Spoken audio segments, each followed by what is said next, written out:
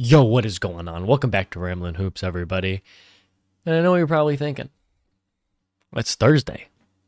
Why is there a video on Thursday? Today's game 6. Okay, not actually. It's Wednesday today. So technically, I'm recording this video the day before game 6 of the NBA Finals. But the Oklahoma City Thunder are one win away from getting their first ever NBA Finals win. Or NBA Finals championship in franchise history after moving in '08. I'm ecstatic. The last time I was here, I said I was not having a fun time in the finals. Obviously, that has changed. I never really accepted defeat. But this has been an amazing series. Game 4. Oh my God. That game was horrible. Horrible. I love that. That is a game we can win. Because it was kind of our get back from game 1. I would say. Well, I'd say game 2 was our get back. So it was our get back from game 3, I guess I should say. And then to come back to Oklahoma and show out the way the Thunder did. I mean, there was nothing they did wrong, really, that I saw. I mean, we were just playing phenomenal. Yeah, the Pacers went on a run at some point, but then the Thunder do what they always did and just, made that lead bigger.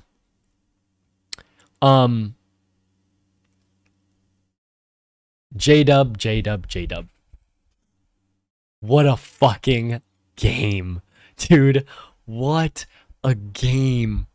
40 points. 40 points, bro. That's more than some of y'all favorite players.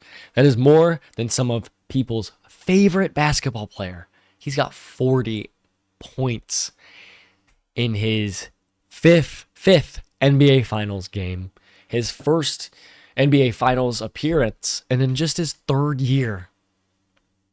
There was a lot of Thunder fans calling for J-Dub's head a lot during this playoff run. And I think everybody deserves J-Dub an apology. There has been nothing that J-Dub has done this playoffs that tells me he is not meant to be a piece in this team. If he has a bad game, so what? It's his second time in the playoffs, and it's his third year in the league. He's not going to have everything down yet. People just rush, and there's so many fucking people who don't play basketball. And they just expect the guys who do go out there to just be able to do everything, no big deal.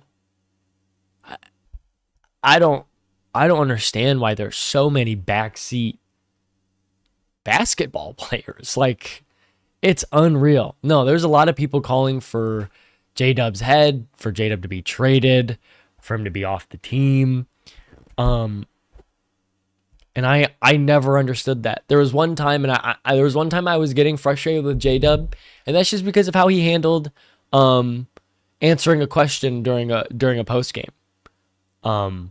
I am now here to apologize to J-Dub because what I saw at first was arrogance and immaturity was just the mentality that he's always had. And in that moment, I lost track of that.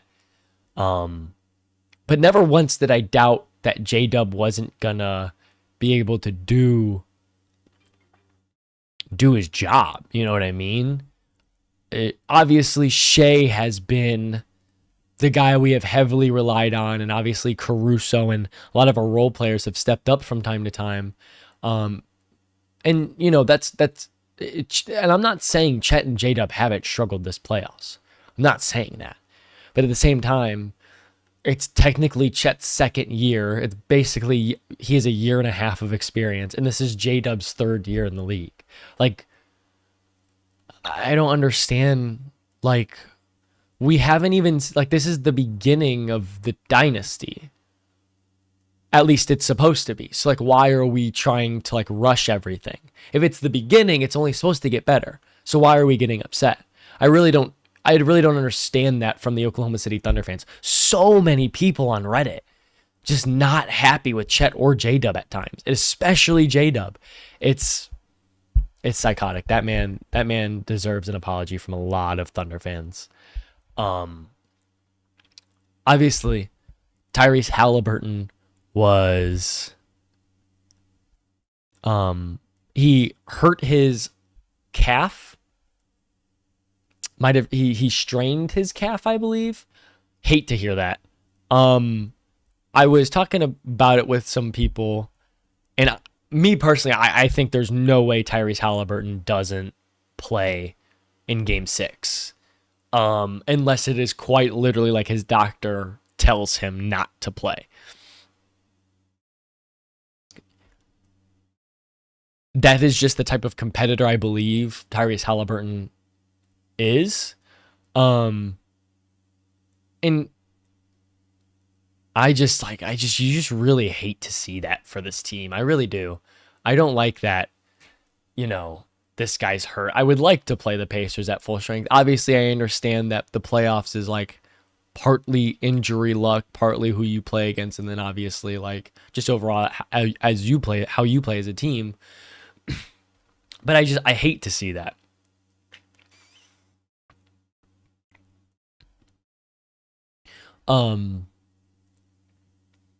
But then another thing that got brought up, and honestly, I kind of want to ask you guys, because I'm gonna keep this video kind of short.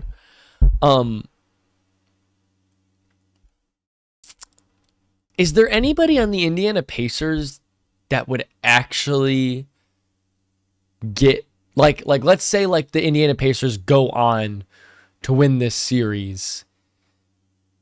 Is there anybody on the team that really has a case for Finals MVP? Because on Game 5, that 40 bomb all of a sudden changed a lot of people's minds in who the Finals MVP might be between him and Shea. But I haven't really seen much discussion on who Indiana's Finals MVP is. So my kind of thing is, in my opinion, I would think it would be Shea as the Finals MVP, win or lose. Like, no matter what. This Indiana team has had moments. They've stolen games, absolutely. I am not discrediting this team whatsoever. But at the same time, they are going up against one of the best defenses seen in the modern NBA and in NBA history. So this Pacers team, these players are going to struggle. I'm not saying these players are bad in any way, but I'm just saying I think this Oklahoma City Thunder defense is so good that even if the Pacers somehow win, I don't know if there was I don't know if any Pacers players have a case. I mean, obviously it's that's different if you look at it, because then obviously if they're winning now game 6 and 7, obviously they might have a player who has a performance that gives them that. But I mean, Hali's not going to be 100%. We know that if he does play. We know he's going to be very, very limited. The odds are looking very much in Oklahoma City's favor. I'm very happy about that, but I still understand the series isn't over. So I honestly want to know what you guys think. Do the Pacers have any players for a case for Finals MVP if they win, or is Shea like the only option, or is J-Dub another option? I really don't know. Let me know what you guys think. I will come out with another video after Game 7 once the series is over and concluded. So obviously we don't know who's winning Game 6 or 7 until either 8 p.m. or 8:30 Eastern time on ABC. So I hope if you guys enjoyed this video, please like and subscribe. It'd mean a lot.